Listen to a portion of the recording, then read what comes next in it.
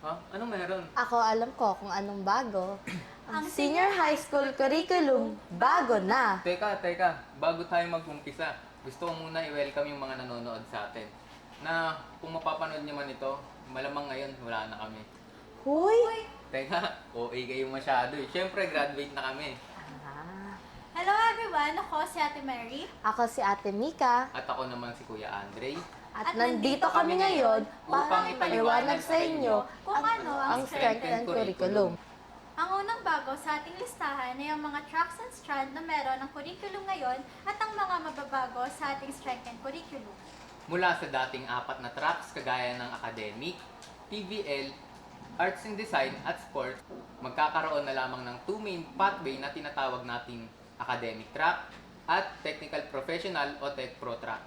Kung dati at nahahati sa mga strands ang bawat tracks kagaya ng ABM, UMS, STEM, HE and ICT, ngayon ay malayang makakapili ng elective subjects ang mga students dahil sa tinatawag na the cluster and the doorway option. At dahil sa bagong policy na ito, ay mababawasan ng mga subjects na ititake ng mga estudyante sa senior high school. Halimbawa, ang 15 core subjects na tinitake ng mga estudyante noon ay magiging 5 na lamang. At ang 5 ito ay tinatawag ding the new 5, na binubuo ng effective communication, life and career skills, general mathematics, general science, at pag-aaral ng kasaysayan at lipunang Pilipino.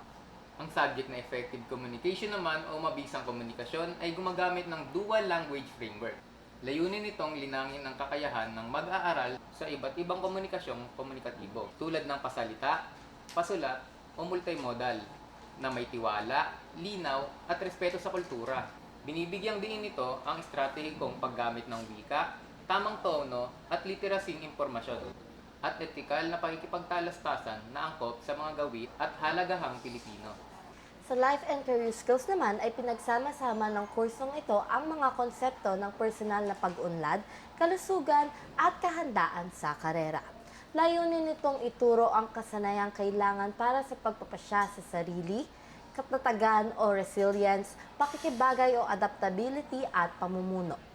Inihahanda nito ang mga estudyante na maging responsable at maging produktibong miyembro ng kanilang komunidad at pagtatrabahuhan sa hinaharap. Ang general mathematics naman ay nananatiling mahalagang bahagi sa curriculum upang matiyak ang pundasyon sa lohika at pagsusuri. Inilalayo nito na mapatibay ang pag-unawa ng mga estudyante sa mga numero at paglutas ng mga problema na magagamit nila sa kolehiyo man o sa trabaho. Ang general science naman ay idinisenyo upang hubugin ang mga mag-aaral na maging kritikal na nag-iisip sa pamamagitan ng siyentipikong pamamaraan. Layunin nitong gamitin ang karanasan ng mga mag-aaral sa fenomena o sa paligid upang matuto silang mangobserba, mangalap ng datos at gumawa ng konklusyon batay sa ebidensya. Binubuo ito ng praktikal at kritikal na pag-iisip sa pamamagitan ng investigasyon o pananaliksik na naghahanda sa kanila para sa mataas na edukasyon o sa pagpasok sa science-driven workforce. Ang pag-aaral ng kasaysayan at lipunang Pilipino naman ay nakatuon sa pagpapalalim ng pagka-Pilipino at pag-unawa sa ating bansa. Layunin nitong itaguyod ang nasyonalismo, pagpapahalaga sa mga kulturang Pilipino, at pagbuo ng mga mamamayang may pananagutan sa lipunan. Nakaugat ito sa mga pangunahing halaga ng DepEd gaya ng pagiging makadiyos, makatao, makalikasan at makabansa.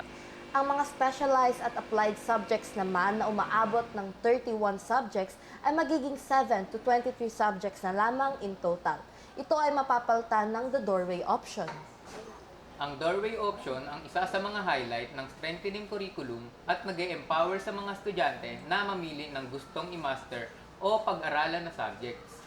Halimbawa, kung titignan natin sa curriculum ngayong 2025 to 2026, kapag ang strand-wise STEM, lahat ng subjects na pag-aaralan mo ay konektado lamang sa competencies na kailangan ng mga students na kukuha ng math o science-related courses sa kolehiyo. Pero ngayon, sa strength and curriculum, ang mga estudyante na kumukuha ng academic track ay maaari rin kumuha ng 1 o 2 elective mula sa Tech Pro elective para mag-gain ng ilan sa mga technical skill na ina-offer ng track na ito. Ang ibig sabihin ni Ate Mary, ang strengthening curriculum ay nag-o-offer ng mas holistic at flexible na learning approach kung ikukumpara sa lumang curriculum. Para itong cross-track exploration, kumbaga, ang strengthened curriculum ay naglalayong magbigay ng sapat na oras sa estudyante at sa teachers para i-master ang bawat lesson. Sa kabuuan, ang paksang ito ay binubuon upang maging interdisciplinary o magkakaugnay. Hindi na ito ituturo bilang hiwa-hiwalay na subject lamang para maihanda sila sa 4 na exits ng senior high school. Ang academic track ay may 5 cluster. Ito ay binubuo ng Arts, Social Sciences, and Humanities of ASS8 na nagtuturo ng mga subjects kagaya ng creative composition, contemporary literature, citizenship, and civic engagement, and specialized Filipino courses. Kabilang din dito ang cluster na Science, Technology, Engineering, and Mathematics or STEM. Nag-o-offer naman ng mga subjects kagaya ng advanced series sa Biology, Chemistry, Physics, and Earth and Science. Gayun din ang Advanced Mathematics, Precalculus, at Data Analytics. Kasali din sa academic track ang Cluster BE o Business and Entrepreneurship. Dito tinuturo ang basic accounting, business finance, business economics, marketing at organization and management.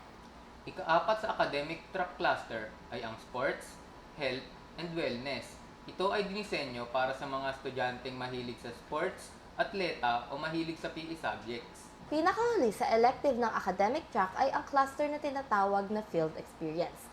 Ito ay binubuo ng mga field exposure na naglalayong i-immerse ang sarili nila sa actual environment na relevant sa field na gusto nilang aralin. Siyempre, nandyan din ang cluster o elective para sa mga Tech Pro. Ang Tech Pro elective ay nakafocus sa practical at industry standard skills para sa mga estudyanteng naglalayong magtrabaho, magnegosyo o magkaroon ng middle-level skills development pagkatapos ng senior high school. Ang mga electives na ito ay nakaangkla sa TESDA certification para masigurado na job-ready lahat ng Tech Pro graduates. Ang mga electives na ito ay binubuo ng 10 specialized cluster. Aesthetic, wellness, and human care like beauty care and massage, agri-fishery business and food innovation, artisanry and creative enterprise, automotive and small engine technologies, construction and building technologies, creative arts and design technologies, hospitality and tourism like kitchen operations, events management, industrial technologies, ICT support and computer programming technologies like Java, animation, and maritime transport. Sa kabuuan, ang mga cluster ng strengthening curriculum ay nagtatampok ng bagong sistemang hindi nakakulong sa mga elective na isang track lamang. Kahit na nasa academic track ka, maaari mong gamitin ang doorway option upang kumuha ng 1 hanggang 2 elective na asignatura mula sa Tech Pro track at ganun din sa kabaliktaran upang palawakin ang iyong mga kasanayan. Halimbawa, ang isang mag-aaral sa STEM ay maaaring kumuha ng elective na computer programming mula sa Tech Pro track. Sa paraang ito ay may naihanda ang bawat mag-aaral ng senior high para sa 4 na exit pagkatapos ng graduation. Ang mga exits ng strengthened curriculum ay nagsisilbing pathways na gustong tahakin ng bawat senior high school graduate pagkatapos ng graduation. Layunin ng bagong curriculum na hubugin ang bawat graduate upang maging handa sa kung anumang exits ang kanilang tahakin. Ang unang exit ay para sa higher education. Ito ay para sa mga estudyante na gusto ipagpatuloy ang kanilang pag-aaral sa kolehiyo. Halimbawa, kung ang estudyante ng academic track ay naglalayong kumuha ng engineering sa kolehiyo, maaari na silang kumuha ng advanced elective kagaya ng finite mathematics, Physics 1-4 o trigonometry at precalculus 1 and 2. Ito ay malaya nilang mapipili bilang subject. Pwede naman nila piliin ang ikalawang exit na naglalayon sa employment. Sa path na ito, ang mga estudyante na nagnanais na magtrabaho pagkatapos ng graduation ay maaari nang magsimula dahil sila ay hinubog ng strengthened curriculum para maging job-ready at industry qualified. Paano mangyayari ito? Ang strengthened curriculum ay nag-require ng work immersion na may mas mahabang rendering hours. Halimbawa, ang academic track ay nagre-require ng 320 hours na work immersion at ang mga Tech Pro naman ay kailangan magkaroon ng 320 hanggang 640 na rendering hours. Ibig sabihin nito, ang huling semester nila sa senior high school ay laan para sa kanilang work immersion. Dahil mas mahabang exposure sa industry, ay mas mahuhubog din ang preparasyon ng mga estudyante. Ang sunod naman na exit ay tinatawag na entrepreneurship. Ito naman ay para sa mga estudyante na naglalayong magtayo ng kanilang negosyo o social enterprise. Ang strengthened curriculum ay nagtuturo sa mga estudyante kung paano mag-manage ng pera, market products research, at paano magpatakbo ng negosyo. Ito ay sa pamamagitan ng mga business electives kagaya ng basic accounting, contemporary marketing o advanced business 1 to 3 na ina-offer ng Cluster BE na malayang piliin ng mga estudyante para maging elective sa loob ng 2 taon. Ang huling exit naman ay tinatawag na middle skill development.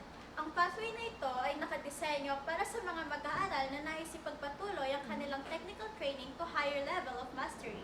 Halimbawa nito ay yung mga tech pro na nais kumuha ng mga certification sa TESDA o iba pang short-term technical course upang makakuha ng iba pang specialized technical rules sa iba't ibang industriya. Siyempre, sa lahat ng bago, hindi nagpapahuli ang FEA Pizza dyan. Matik yan, Kuya Andre. Dito sa FEA, palaging handa sa pagbabago ang management. Kaya naman kung usapang bago, eto na yun! Simula ngayong academic year 2026 to 2027, i-adapt na po ng FEA Pizza ang strengthened curriculum. Kung may nararamdaman man ako ngayon, yun ay inggit. Kasi bukod sa madaming freebies, free pa ang mga bagong estudyante ngayon gumawa ng mga subjects nila na pasok sa interest nila. True! Bukod doon, free pa yung tuition. Kung pwede lang bumalik, no? Ay, ibang usapan na yan. Gusto ko na mag-college.